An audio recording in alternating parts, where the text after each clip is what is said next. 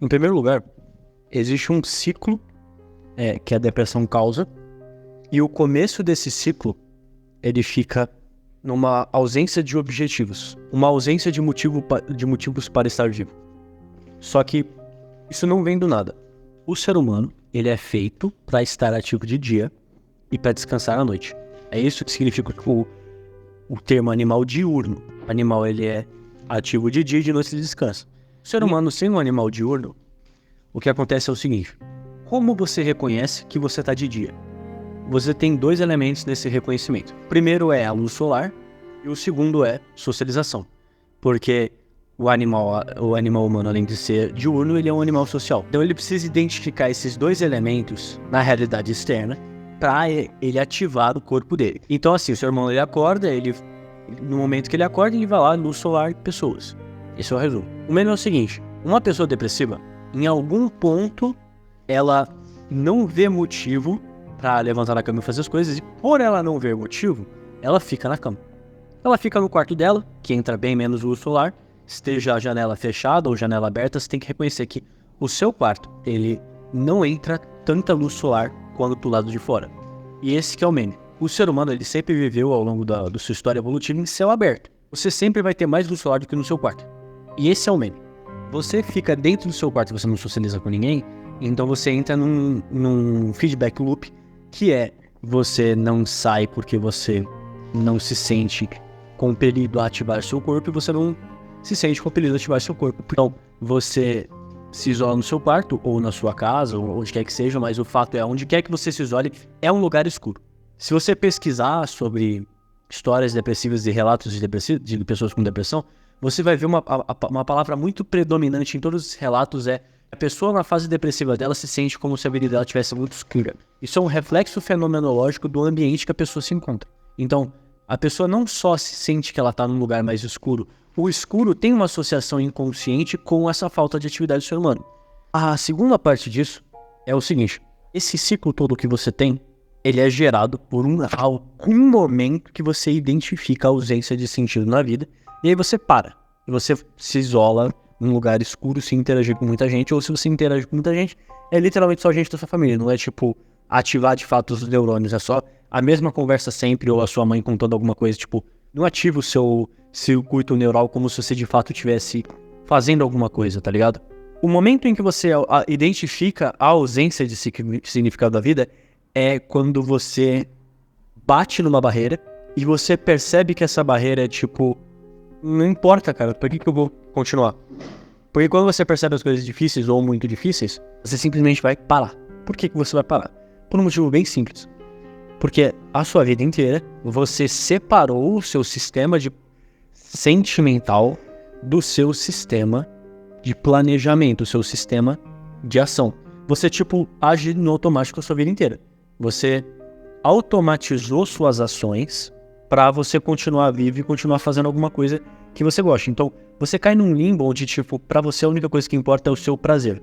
Então, os únicos motivos que você tem na vida são para você continuar se entretendo. Então, tem uma correlação muito alta de pessoas que jogam, pessoas que se viciam em um monte de coisa, e depressão. Não necessariamente porque isso é causado pela depressão, mas sim porque você está num estado que vai te levar à depressão eventualmente, e esse estado, ele é causado pelo mesmo motivo que o vício é causado. E esse motivo em questão é literalmente essa separação da ação com o sentimento. E essa separação ocorre em que momento? Em algum momento da sua vida, provavelmente na infância ou ao longo da infância, você tem um trauma ou uma sequência de desencorajamento por parte da sua família ou da pessoa com quem você vive, quem quer que seja, de agir em cima da sua emoção. Então você separa a ação da emoção, você não leva em conta a sua emoção quando você vai agir. Então existe uma correlação muito alta entre isso e as pessoas que se identificam como Thomas Shelby, estoicismo, gente que quer separar os sentimentos das ações, elas querem separar os sentimentos das ações. Por quê? Porque ao longo da vida delas, elas não tiveram acesso a saber como se processa os sentimentos, como você age com eles. Porque a família desencorajou ao longo da vida, de formas diretas e de formas indiretas, esse sentimento em cima da ação ou a ação em cima do sentimento. Isso significa, é o seguinte, para pra pensar, quais são os motivos pelo qual você quer fazer alguma coisa. Você pode falar o que você quiser, mas no final das contas, esses motivos são realmente irracionais. Esses motivos, eles são realmente... Eles não têm um elemento julgador que não seja um elemento que vem internamente. Ele não é externo. Ele não é tipo, eu vi uma porta e eu quero fazer... Não, eu quero abrir essa porta. Na verdade, é tipo assim, eu quero passar por esse obstáculo e chegar em alguma coisa que é o meu objetivo. Então, eu observo a realidade, vejo o que tem de obstáculo, por exemplo, a porta, eu abro a porta e eu entro na porra do lugar para chegar no meu objetivo. Mas o ponto é que para você querer fazer alguma coisa, você tem que ter um motivo para fazer alguma coisa. E esse motivo, ele vem da sua vontade. Ponto. Ele é inanalisável. Ele é literalmente inanalisável. Você não tem como analisar ele, porque ele por si só já tem valor. Então, tipo, vou dar um exemplo. As pessoas perguntam, qual é o motivo da vida? Você sabe o motivo da vida, porque você tem a experiência de ter esse motivo da vida. E esse motivo, ele vem de dentro, esse motivo, ele é uma vontade, mas não é uma vontade comum, tá ligado? É uma vontade que, tipo, nasceu com você ou em algum momento você desenvolveu de fazer alguma coisa específica. Muitas vezes isso se desenvolve na infância, ou você percebe essa coisa na infância. Você experimenta uma série de coisas e você chega na conclusão de que é isso que você quer. Mas por que você quer isso? Não tem como saber. É literalmente impossível. Não importa o quanto você analisa. A mente racional humana, a mente das pessoas estão acostumadas tendem a rejeitar isso, justamente porque na infância ou ao longo da infância foi ensinado a elas a rejeitar a vontade.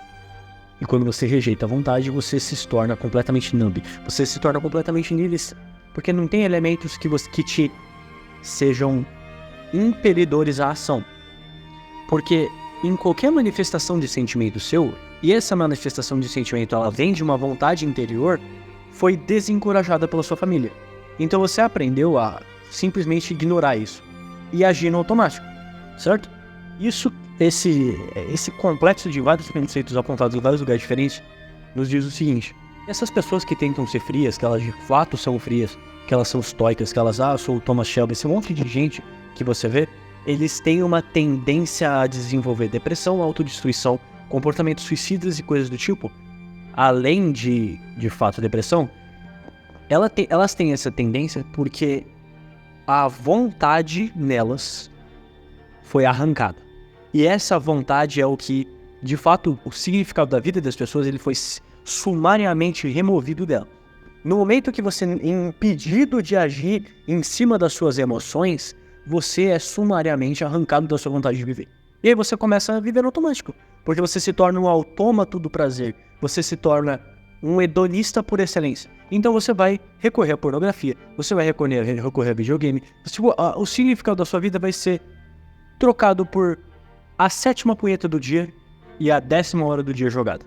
E aí você vê essa quantidade imensa de pessoas se isolando no quarto, fazendo isso, fazendo aquilo, tentando fugir, literalmente falando, da realidade material delas. Porque para elas, nada no mundo tem sentido. E nada no mundo tem sentido porque o sentido próprio delas não tem sentido. Porque elas aprenderam a reprimir isso. E ensinaram às pessoas que emoções são ruins. E a prova que as pessoas recebem é que elas são reativas demais, é que elas são raivosas demais, que elas têm problema com raiva, elas têm problema com isso, elas têm problema com aquilo, é diagnóstico disso, diagnóstico daquilo. Não necessariamente uma pessoa que está fazendo um escândalo contra você tem um problema de raiva. Às vezes você é um filho de uma puta e você merece isso. Só que hoje em dia, as pessoas aprenderam a reprimir essas manifestações de sentimento. Pelo fato de existirem pessoas desbalanceadas, qualquer sentimento está errado. Existe muito isso na nossa era do iluminismo, do positivismo, do materialismo, de dizer que qualquer sentimento que não for efetivo e pragmático está errado. Mas no momento que você leva essa doutrina adiante, você acaba aceitando um materialismo, aceitando o hedonismo. Porque quando você diz que qualquer sentimento de justiça, de coisas assim, está errado, e que você deve agir em cima do pragmático e disso daquilo, você desconsidera completamente o fato de que existe dentro de cada ser humano um significado que só ele enxerga, ou às vezes ele mais algumas poucas pessoas enxergam, e leva isso em adiante, e carrega isso em adiante. E esse significado que ele tem vai inevitavelmente gerar respostas emocionais dele. E eu não tô dizendo aqui que a pessoa ela tem que ser uma desbalanceada, que ela tem que ser uma doida, que ela tem que ser descontrolada, tá ligado? Mas o fato é que as pessoas que são sentimentais, as pessoas que aceitam os seus sentimentos, elas recebem muito desincentivo das pessoas à volta dela, porque as pessoas à volta dela não querem lidar com isso. Elas não querem lidar com isso porque elas não querem aceitar que existe esse negócio, esse significado a demais para a vida, porque elas foram ensinadas a vida inteira que não existe. Mas esse ensinar de que não existe não é no sentido literal. Porque tem os cristãos, tem os religiosos, os evangélicos, os católicos, eles são ensinados que existe uma coisa maior que eles, mas na prática você não vê uma manifestação disso pelo simples motivo de que os pais ensinam que tem alguma coisa maior que eles. Só que toda vez que eles apelam para a justiça, que eles apelam para a virtude, que eles apelam para aquilo que existe dentro deles, que foi colocado por essa coisa maior, simplesmente os pais desencorajam, falam que ele é hipersensível, falam que ele tá tendo problemas de raiva, falam que ele tá sendo raivoso. Porque, no final das contas, quando você remove todo esse significado, ele acaba te controlando de formas inconscientes. Então você se torna um egocêntrico. E os pais que fazem a criança ter essa experiência de que você não pode desrespeitar eles, porque eles são a sua autoridade final, e a vontade deles é a única coisa que conta, e que, tá ligado? Isso é uma coisa muito comum na sociedade em que vivemos. E esse comportamento, no geral, entrega para a criança a mensagem de que se você tá manifestando uma vontade, você tá errado. Se você quer privacidade no seu quarto, você tá errado. Se você não quer que os seus pais invadam sua vida, você tá errado. Se você não quer ser controlado pelos seus pais, você tá errado. Tipo, seus pais não precisam te dar motivo nenhum pra nada, mas você tem que dar motivo deles pra tudo. Esse desbalanço na questão da autoridade, ele é causado pelo egocentrismo que os seus pais têm, que é causado por esse mesmo processo que eu falei agora, só que no sentido oposto. Porque o sentido no qual esse processo acontece é que eles rejeitam essa força que vem dentro deles de fazer uma coisa específica, e essa força acaba controlando eles de uma maneira imatura. Por quê? Porque se você não desenvolve essa sua vontade, a qual venho tanto falado nesses áudios, o que acontece é que ela acaba te controlando de formas inconscientes. E aí você se torna um egocêntrico. E todas as pessoas que entram nesse processo, elas acabam tendo duas alternativas. E essas duas alternativas não são escolhidas por ela, são escolhidas pelo ambiente e pelo temperamento dela.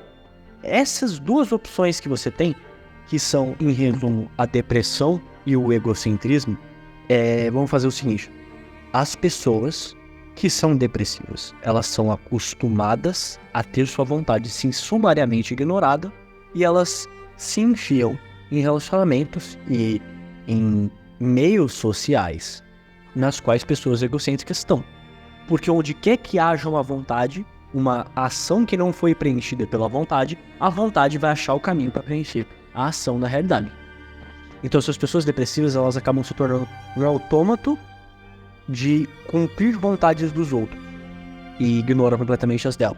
E aí você vê todo um processo de quando a pessoa não está em estado depressivo, ela está tentando cumprir as vontades dos outros.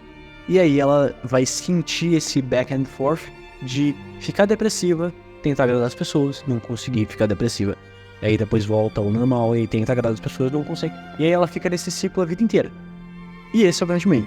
O grande meme é que no momento que você rejeita essas suas forças inconscientes de tentar fazer alguma coisa, que esse é o seu verdadeiro significado da vida, é o que significa a vida pra você, o que acontece é que ou você rejeita isso com todas as suas forças, e aí você, sem perceber, de maneira implícita, rejeita isso em si e aceita isso nos outros, se objetificando, tornando-se um objeto de ação para os outros, ou você torna os outros sob seu objeto de ação e se torna um egocêntrico. E aí você tem nos pontos onde a sociedade absorve e propaga essa dinâmica, você vai ter gente egocêntrica e gente depressiva. E a coisa mais engraçada é que você tem, dentro desse monte de coisa, uma polaridade em que as pessoas podem se mover. Então, às vezes, essa mesma pessoa egocêntrica, que está sendo controlada de maneira inconsciente pela vontade que ela tem na vida de manifestar o significado interno dela, e às vezes essa mesma pessoa vai se tornar depressiva, vai se tornar um people pleaser. Então, essa pessoa vai ter fases e fases da vida dela em que ela vai estar depressiva e que ela vai estar egocêntrica. E aí você fala, você tem uma identificação muito forte disso com bipolaridade. Uma identificação muito forte disso com borderline. Se você parar pra pensar, o sistema acional desse monte de complexos conceituais onde a pessoa se joga na depressão, ela se joga no egocentrismo, é muito parecido com várias coisas que você identifica hoje em dia. A pessoa narcisista, a pessoa egocêntrica, ela está sendo controlada inconscientemente a manifestar sua vontade e objetificar as pessoas. A pessoa é codependente, ela está sendo controlada de maneira inconsciente a manifestar a maneira dos outros para tentar continuar rejeitando sua própria vontade. E assim por diante. Então, esse é um ponto pivô pro niilismo que existe na nossa era, pro fundamentalismo que existe na nossa era, pro egocentrismo que existe na nossa era, pro materialismo que existe na nossa era, para uma série de problemas patológicos que estão praticamente entranhados na estrutura da nossa sociedade. Uma grande parte desses problemas não é apenas falta de treino, é também a tentativa de rejeitar a sua própria alma. E a partir do ponto que você rejeita a sua própria alma, que você não escuta a sua voz de dentro dizendo para você o que é o significado da vida, de que você ignora a si mesmo quando você está agindo com os outros, ou que você ignora os outros quando você está agindo para si mesmo, isso tudo é um processo que começa no momento que você rejeita a si mesmo. Você rejeita a sua alma, você rejeita o significado da sua vida. Tá ligado? E tudo isso acaba inconscientemente te controlando. Porque é absolutamente impossível você rejeitar o seu inconsciente. A única coisa que você consegue fazer é forçar ele a te controlar. Porque, cara, a sua consciência é um negócio tão fraco, que literalmente qualquer um fazendo uma coisa muito cruel na sua frente é capaz de destruir completamente a sua consciência. Tipo, uma pessoa comum fazendo um bagulho relativamente maldoso é o suficiente para destruir a sua consciência. Praticamente no sentido literal do termo. Você vai demorar muito tempo para recuperar essa porra. Você tem que reconhecer que existe alguma coisa, existe algum significado da vida que você não tá enxergando. E no momento que você para de enxergar isso, você se isola no seu quarto. E aí você cria o ciclo da depressão. A depressão começa na ausência de reconhecimento do significado da vida. E a ausência do reconhecimento do significado da vida começa no momento que as pessoas tentam empurrar para você que esse significado tá errado. Empurrar para você que elas não vão aceitar esse significado. Que você é hipersensível, que você tem problema de raiva, que você... Tudo que você manifesta como sendo aquilo que você é, as pessoas tentam sumariamente rejeitar. E isso acontece por duas razões. Porque as pessoas são ensinadas que isso está errado. Elas são ensinadas a rejeitar isso pelos seus próprios pais. E aí, ou elas copiam os pais delas e se tornam egocêntricas e tentam replicar esse sistema em você, fazer você se sentir mal por ser quem você é e rejeitar a sua vontade e se tornar você um escravo delas, objetificar você para elas. Ou elas se tornam depressivas iguais a você, tá ligado? E assim por diante.